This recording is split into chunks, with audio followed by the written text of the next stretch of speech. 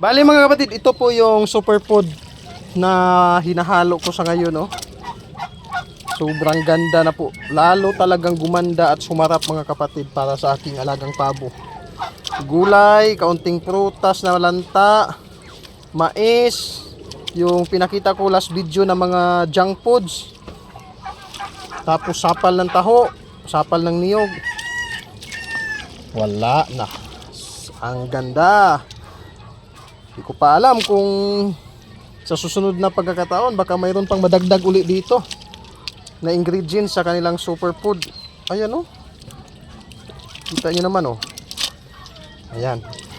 Hindi po yan talagang, hindi na po yan pakunti-kunti lang, kundi maramihan rin yan, eh.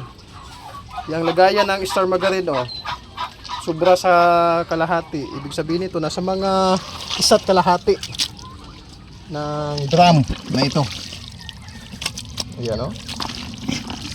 Ayan, superfood ng aking alagang pabo. Ayan naman po mga kapatid, salamat po sa Diyos. Sipag at tiyaga ang puhunan sa pag-aalaga ng pabo ng Ambaking Pabo Farm. Superfood. Ayan po, salamat po sa Diyos.